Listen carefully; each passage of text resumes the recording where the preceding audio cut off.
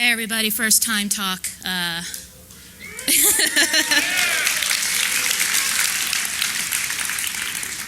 And I always thought that my first talk would be on some amazing bug that I found, but all my bugs are under NDA, unfortunately. So I'm here to talk about something else that I discovered not even working in InfoSec, but studying astronomy in college that stuck with me for several years, and now here we are to talk about its security implications.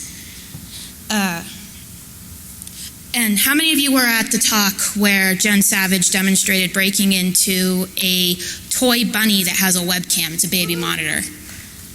So that reminded me of something that happened when I was about 6 or 7 years old. My father had gotten a radio scanner for listening to the emergency radio, the police and the fire, and he was messing around with it, and he accidentally tuned into something that was not the police at all, or at least you hope it wasn't the police, because it was a woman screaming for mercy and a man threatening to kill her. He had tuned into a baby monitor, and he called the cops, and they came and they saved her, and there was a happy ending. Now, but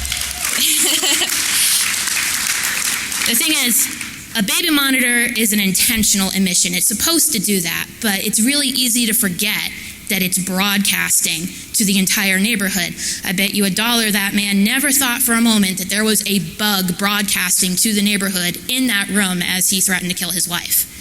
And it's a good thing he didn't remember that. But it's a good point for all of us to remember in general. So we are here to talk about unintentional radio emissions, the ones that it doesn't say on the box it is doing. And spoiler alert, every device that you own is screaming its name into the infinite void on invisible, magical, ethereal waves. And the whole slideshow doesn't have an animated background, I promise. So I'm a bad idea. My other name is Melissa. I work at Veracode doing binary analysis. I'm accused of destroying InfoSec because I bring too much pink and glitter to it. I don't actually have pink hair in real life. Several people have told me I should remedy this, but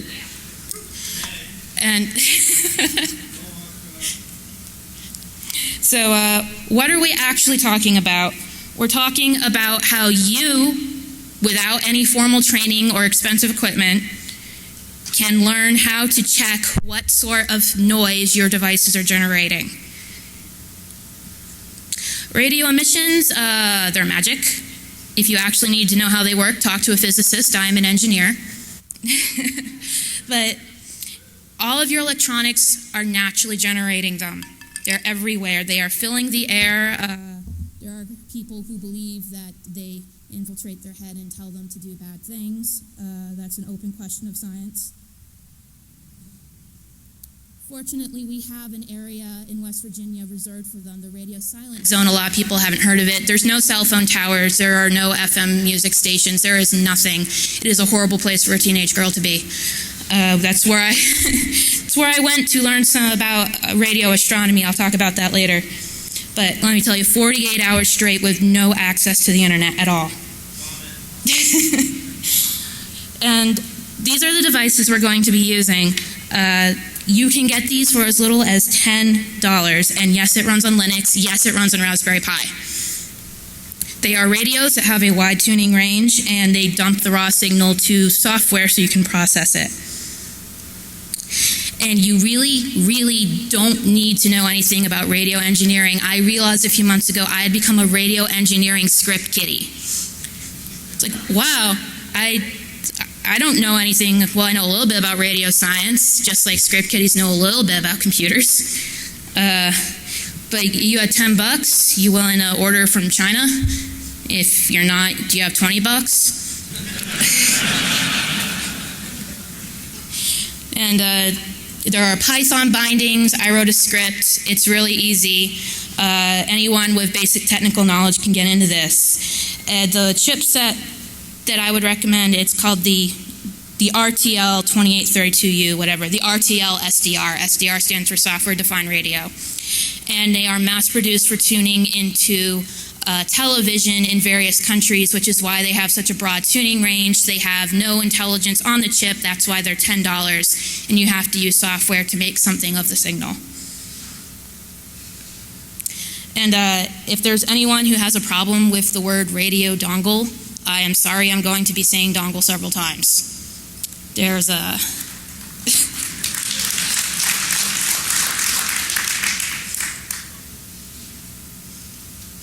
These are what they look like on the inside. They're very simple. They're very easy to fry.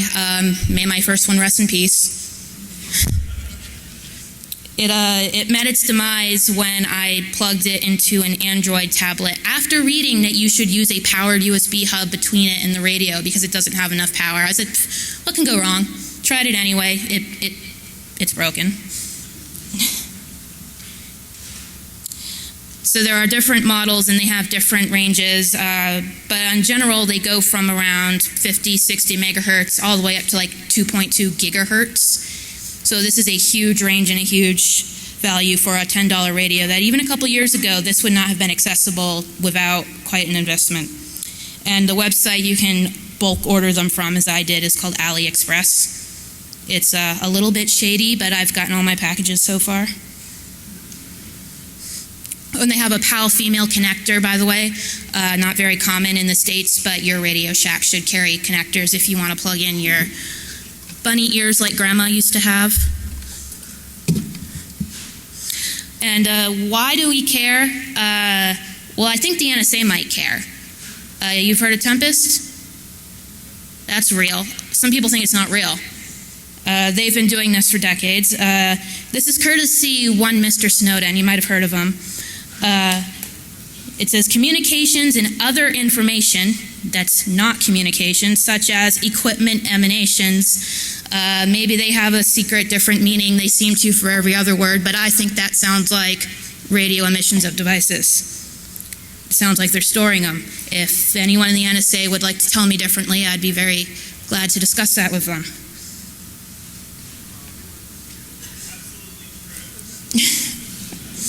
And another common misconception is that Tempest only applies to CRT screens. Not true. That's the famous demo, tuning into someone's CRT, seeing everything. The first example of Tempest was a teletypewriter. A typewriter. They could recover the letters of what was being typed from across the street. You can still do this. In 2009, these, I cannot pronounce French names, please forgive me. They released a paper eavesdropping on normal USB keyboards, on laptop keyboards, on wireless keyboards, getting full plain text recovery from across the office building. So this is real. This is an actual problem. It's not purely theoretical. And you deserve to know that. You deserve to be able to evaluate your devices for how susceptible they are to it. And this is a lot of fun for $10. And you probably aren't breaking any laws, maybe. So about that,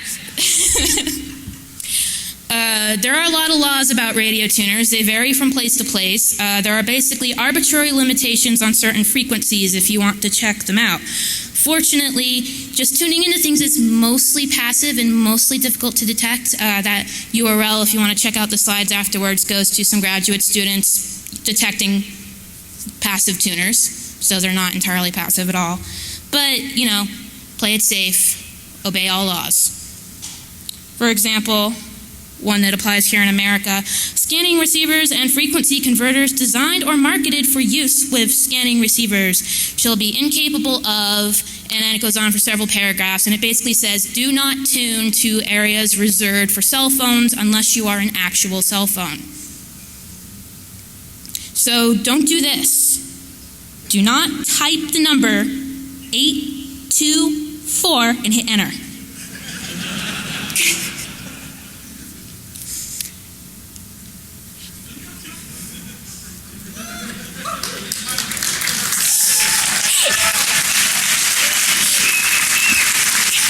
You have a lot of fans. Get back in there. There we go. So we understand it's your first time speaking at DEF CON? This is true. Oh. How would you like your Jack Daniels? I am afraid I cannot drink, sir. All right, somebody's coming.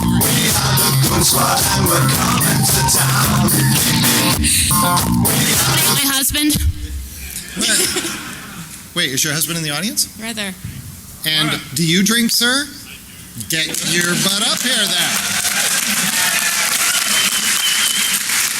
Has he been to DEF CON before? No. Oh, your first DEF CON? Yes. All right. Well, you'd have to do a double because you're both, Oh, so. that's fine. That's yours. All right. No, wait. Oh, I'm missing one. Right, one more. By the way, we have decided to brand this little exercise. You've heard of Spot the Fed? This is Shot the Noob. There will be T-shirts next year. To everybody who's new at DEF CON. Cheers. Cheers.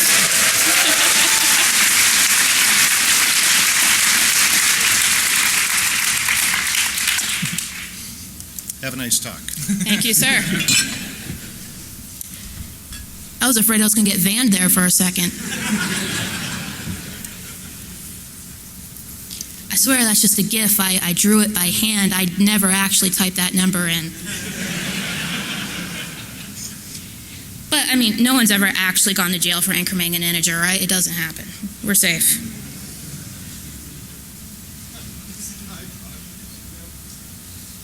So, I managed to go most of my life not knowing that my electronics were all leaking all of this signal that details what they're getting up to in their private little electronic lives. The reason I found out is because I went to play with this.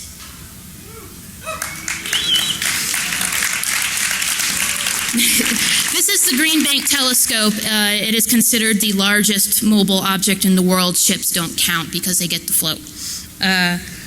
It is the size of a football field. It tilts from horizon to horizon, rotates all the way around. They use it to listen to outer space. And so the truth is they only let me play with the 40-foot dish, but I bet none of you have a 40-foot dish. So what I learned while I was there is that their biggest challenge to getting the science done is the very electronics that they need to measure and process the signal, because those same electronics blast the signal out of the sky. Just to give you an idea, they had to get a special budget approval to have a microwave oven. They have a microwave oven, which is a Faraday cage, inside another Faraday cage, inside another room, which is also a Faraday cage. That is how much they had to shield things just so they could reheat their pizza at 2 a.m. And they have an entire copper room, and it's very creepy. I was with a girl who had a panic attack because it feels like you're being locked away forever. You open the door, you go in, there's another door, and you're sealed in this copper room. It's just, ceiling to floor all around, all copper, and everything is self-contained, and yeah, I couldn't blame her. But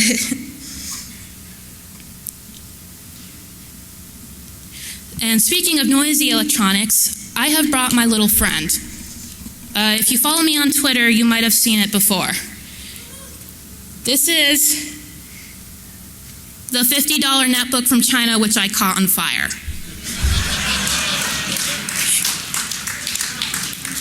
We will not discuss how it caught fire. It's not relevant. However, what's relevant is that it has no shielding. I'm pretty sure that this violates FCC from Rule 1 to the last. They'd have a conniption if they knew I imported it. And this is the part where we get to the live demo, and Fred Osley in the front row is not going to turn on his HackRF.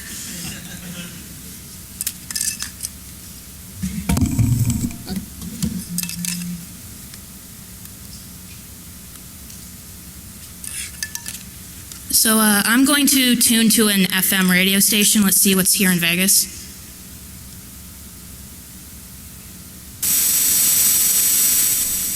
I don't want that too loud on you.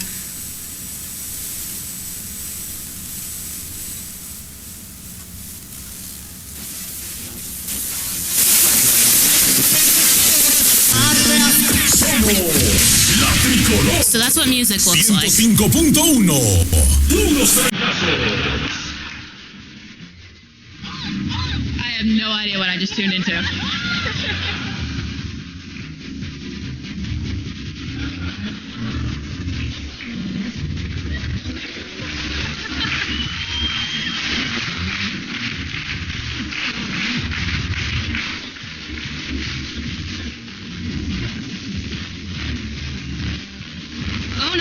are those blue lines?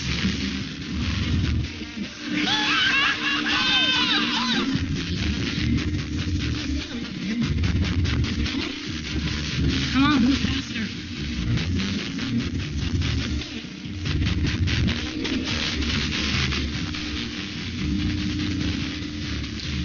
So, do you see all those little spikes that weren't there like a minute ago? I was afraid that the contrast might not be very good, but there are lots of spikes that weren't there until I turned this on. And, there,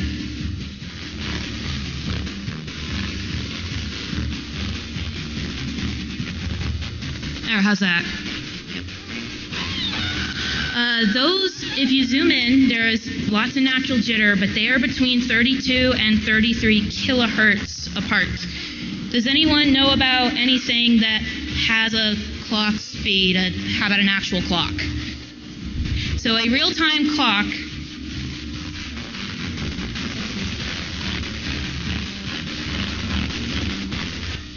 sorry.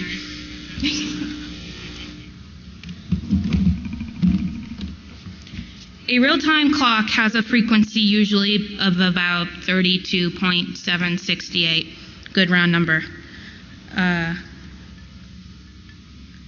And I had to screenshot all of this because I was convinced I was going to set it on fire again, which didn't happen. However, I'm afraid the charger isn't working anymore as of about an hour ago when I plugged it into a strip I found lying around DEF CON. So this may be the terrible laptop's last stand. So there's very zoomed in and not dancing around. So the real-time clock, that's probably what I'm picking up, and it just blasts its existence all over my FM radio stations. So, okay, it has a real-time clock. That's amazing. Everything does. How about something a little more interesting? How do you look for interesting things your electronics are giving off? It's mostly guesswork. And a good place to start is by randomly multiplying numbers together, which worked out really well. So the screen on this little thing is a stunning 800 by 480. Pixels, they're 3 bytes, 8 bits, so that's 24 bits per pixel. They're being conveyed on a ribbon cable inside. If you add all those numbers up, you get about 9 megahertz. That's a little bit below what my radio could tune to, so I couldn't tune to see if there was anything there. But there's another factor, and that's the refresh rate. Come on. I don't actually know this thing's refresh rate. Windows CE 6, that is what this runs, does not report the refresh rate. It's Pirate Edition, by the way, I'm pretty sure. But I don't think I've ever seen an LCD lower than 60 or higher than 75. So that gives us, a range of about 150 megahertz to sift through. There are actually several places I can pick up the signal I'm going to show you, but I'm going to show you the one that I think is best.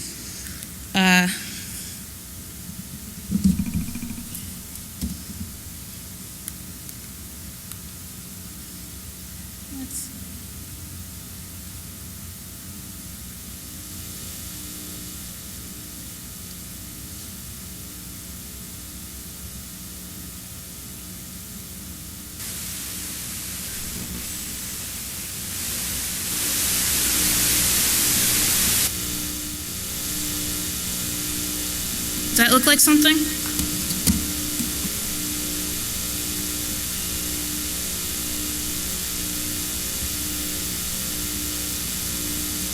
I'm logging in. I'm sure it's really secure. Oh, did it change? Unfortunately, this doesn't have a display port, so you're going to have to trust me. It was a very bland login screen, and now it has a very lovely Pokemon wallpaper. And you'll see the color change because I have a very, very small antenna. It's the free one that came with my radio. So I'm sure the people you actually need to worry about do not have the free 4-inch antenna that came with their $10 radio.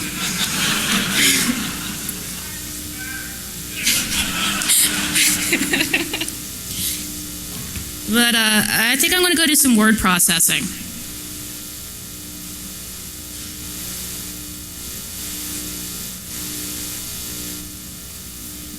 And the signal actually went very flat.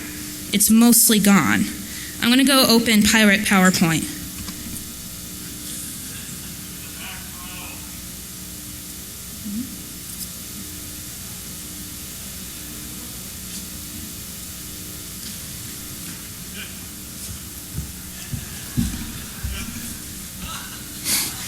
So, thank you. I do have other antennas, but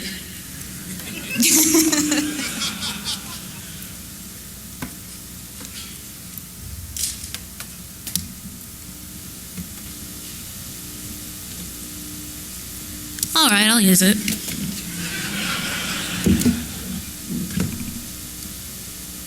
You gave me one with a loose connector. Actually, all the PAL female connectors are just all don't stay together. Ugh.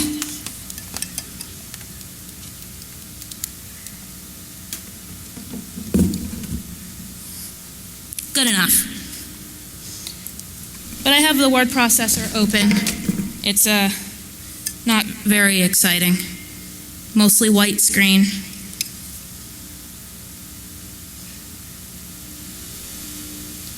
And this thing is slow as heck, so Office, presentations.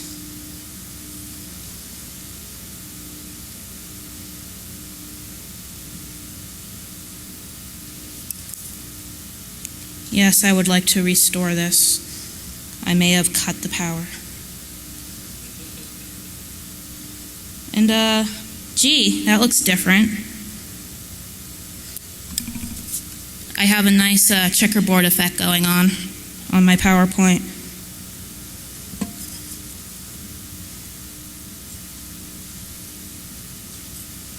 And now it's black because it's loading and the signal mostly goes away. And a presentation.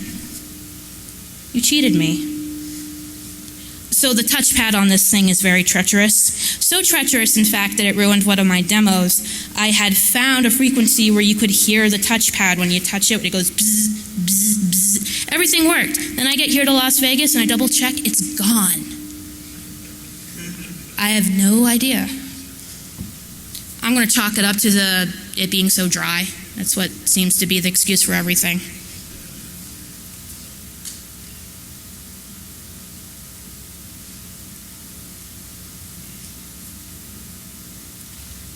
And so now the full screen is that checkerboard pattern, and my signal has broken down into very discrete lines. Now, can you recover the screen from this? I'm pretty sure you can. Unfortunately, my radio's sample rate is not very high. But again, I have a $10 radio.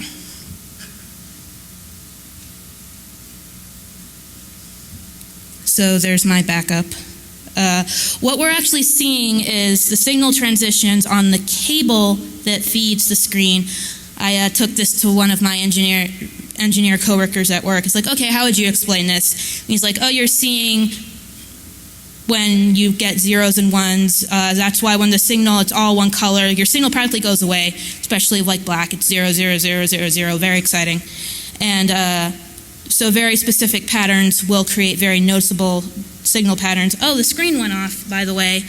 It's still there when the screen's off, as long as the computer's on, because I'm reading the cable that feeds to the LCD. And this was my best attempt at actually reconstructing the screen. Does that look like a checkerboard? I think it looks like a checkerboard.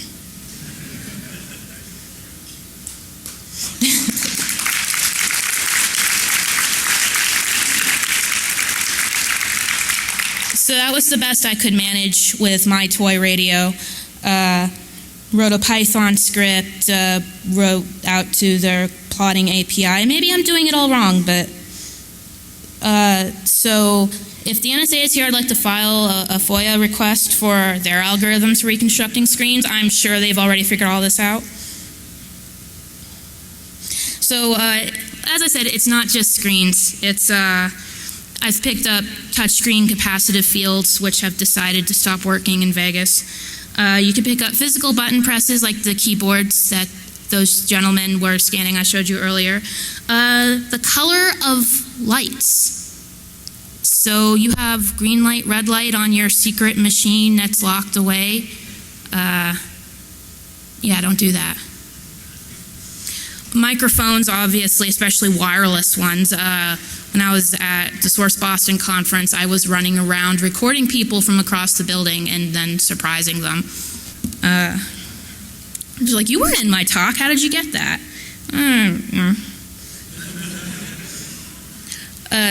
You can sometimes pick up RAM.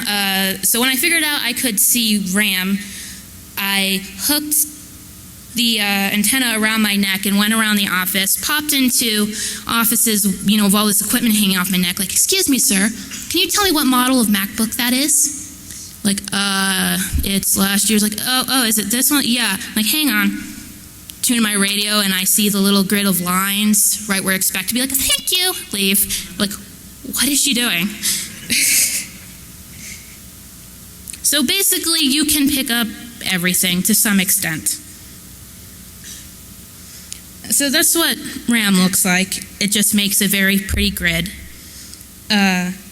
So like this tablet that I'm presenting on, it has 1600 megahertz RAM, and I couldn't find it at 1600 megahertz, and I was confused, and then I found it at 800 megahertz. I'm like, oh, I guess that's because it's dual channel. And I've had some people explain to me what that actually means, because I hadn't actually thought about RAM since about, I think 2003 was the last time I actually put RAM into a computer. All of the ones I've bought since then have been tablets. I know, right?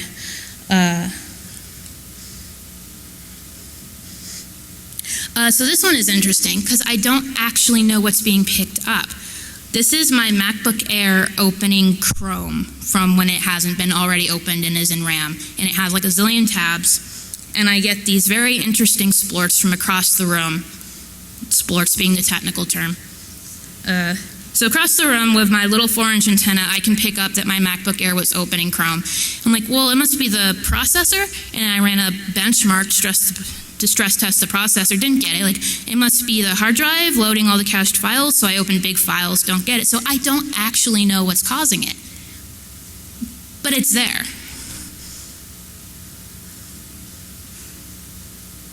This is a microphone. I don't remember who this is. It might even be in this room now. But this was someone talking at Source Boston. When I say there was informed consent, I mean everyone knew I was up to something. But I maintain I was not violating Massachusetts wiretapping laws. Now, when I accidentally tuned into the Blue Man Group, well, that was an accident.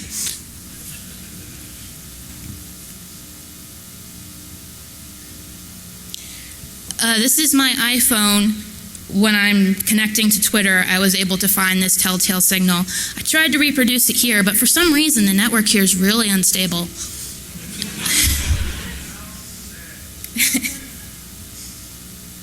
And then here's another view, not far from it, a few megahertz up, of my phone. I turned off the wireless, so it's forced at the 3G, connect to Twitter, and then for exactly the duration that little spinny icon was on my phone, this was on the air. So I could see when, an iPhone was actually downloading data. Now, hopefully, my 3G connection to Verizon is encrypted. If not, we need to talk. But even if it's encrypted, I can still see that it's happening. I can still see, oh, there's someone connecting over Verizon from a cell phone.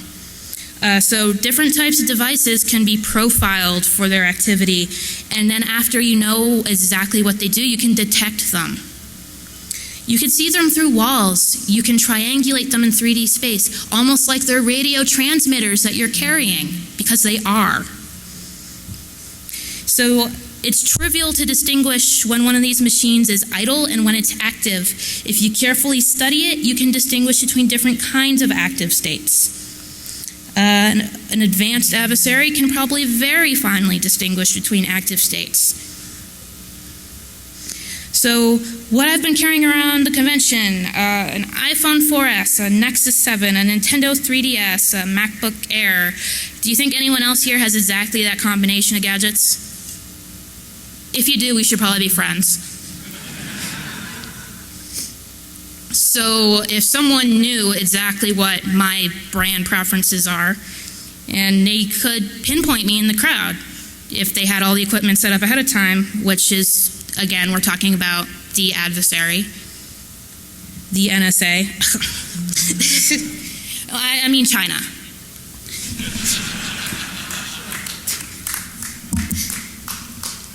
So even if I turn off Wi-Fi and Bluetooth, this is still possible. I mean, they say, oh, turn off Bluetooth so they can't see your phone. It helps. You're no longer screaming at the top of your lungs that your phone is there, but you're still saying, my phone is here. My phone is definitely here. And this has been proven to work in the real world. Now, this uses Wi-Fi because that's the same across all devices. It's a standard, and it's loud and reliable. This screenshot is of a system tracking people as they move through a store by following the Wi-Fi beacons that their phones are giving off. So the camera can correlate to the person by their phone's Wi-Fi signal. And this is, you may have heard on the news, Nordstrom trialed this, and then people actually found it kind of creepy when they found out, and they stopped. But it's implemented, it works.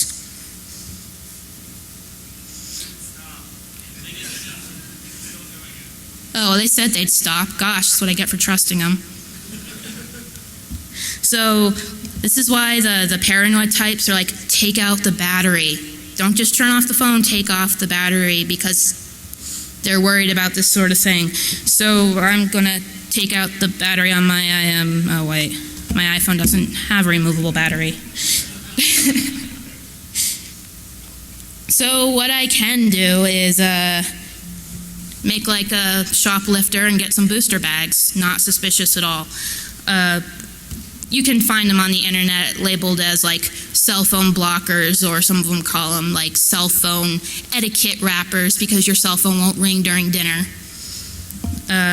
You can use tinfoil, but I found that grocery store tinfoil, I had to wrap it around like 6 or 7 times before my iPhone even lost its wireless signal. So I would recommend actually getting the stuff advertised for blocking this stuff.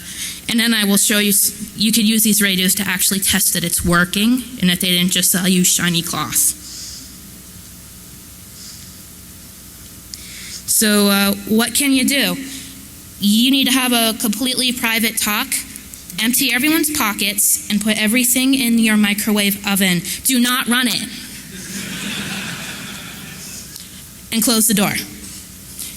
A microwave oven is not 100% effective, but it makes a pretty good difference considering it's $40 and you already have one, or 2, or 3.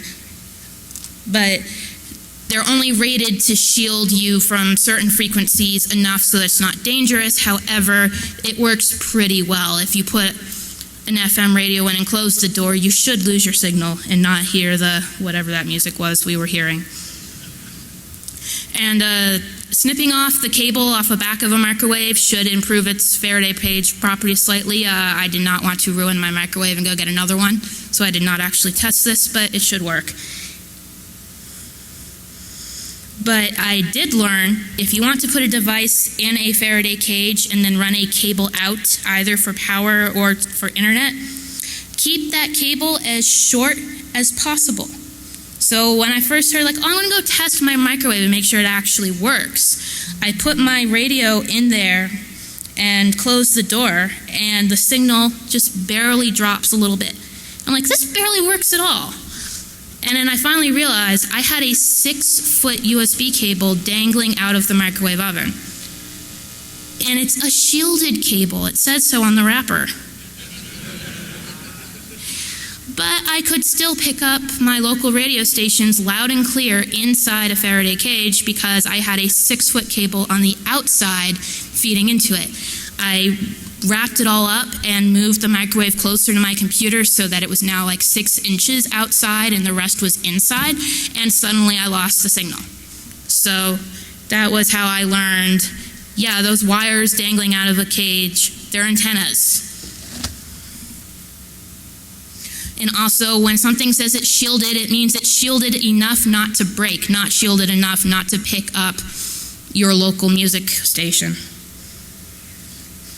So you can use even these $10 SDRs to check, like, okay, is this Faraday wrapper for my phone actually working? Is my phone giving off weird signals? I wrote a Python script to scan through a range and look for signals that I ran when it was in the Faraday cage. I think I could improve it quite a bit. Someone who knows a lot more about radio could improve it quite a bit. How am I doing on time? Okay, great. And in the process, you will learn that there are trillions of devices broadcasting weird things in your neighborhood. And you will start to lose sleep over them. What is that thing that goes beep, beep every 3 minutes? I don't know.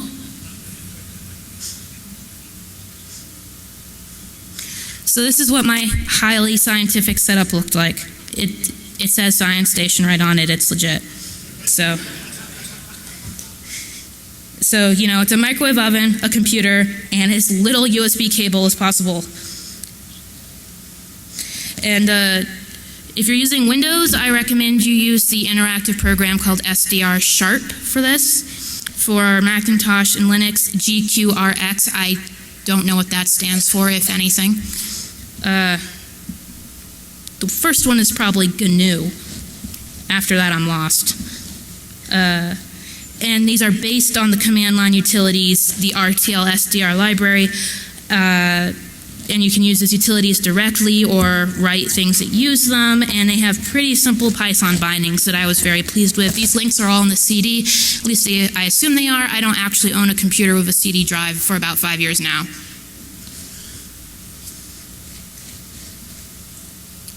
So what else can you do? Well, the U.S. government has helpfully compiled its guidelines for being resistant to this, and you can find them on Wikipedia. There's also the French and the German have their own guidelines if you want to compare. But their key takeaway is correlated emissions are bad. Correlated emissions means it changes when something on the machine changes. That leaks information. You don't want that. So ask your landlady about copper plating for your bedroom. I'm sure it will go over really well.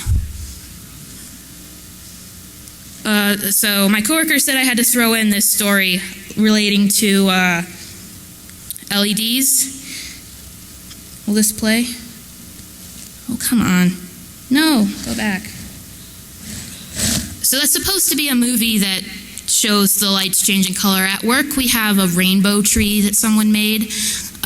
It's a metal tree that has all these LEDs in it and is powered by Arduino, and it goes through these patterns, right? And I like to sit under it at work because it's like your own little private disco.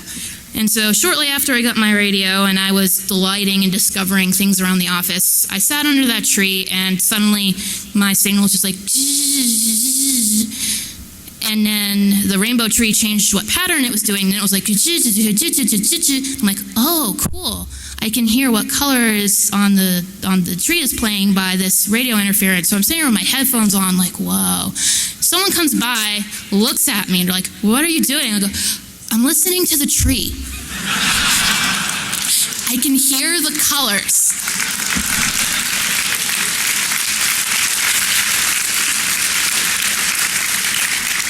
And like, she's finally cracked. We always knew she would. She's cracked. And so if this hasn't left you feeling a little more paranoid, I don't know what else I can say to scare you. So if security researchers all seem a bit twitchy, this is why, because we think about this stuff at 3 in the morning, like, oh no, what if they come for me? I accidentally tuned into the Blue Man Groups and radio, and that might have violated Massachusetts wiretapping law, and they're going to find me. It was really creepy, by the way, when I accidentally tuned into their performance group. I tuned into their walkie-talkies, and I didn't know who I had found at first. All I heard was, all right, Nancy, now stand there, get down on your knees, and hold that position. I'm like, what did I just hear? And then I figured out I was hearing their lighting group practicing, like, well, we need dramatic lighting at this spot, so go stand there and hold that weird position for 5 minutes. I was like, oh, okay.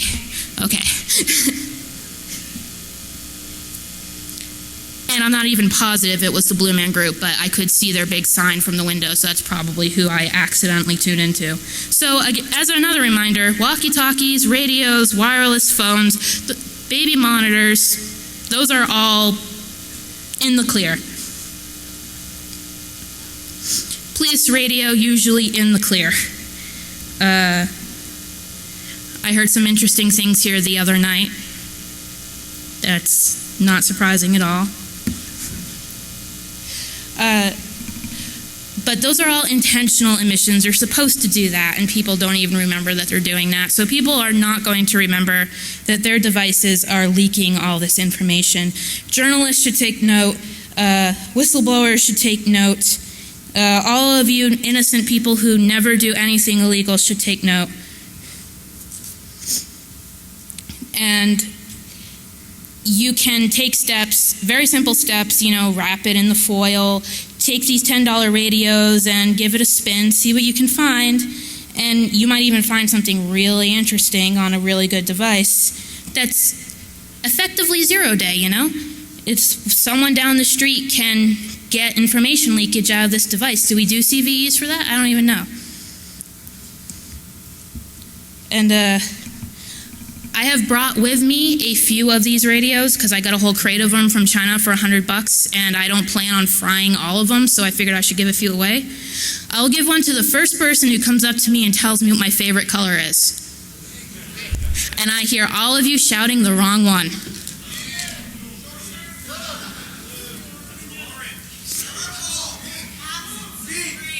Who said orange? Larry Cash Dollar, I know you. That's cheating.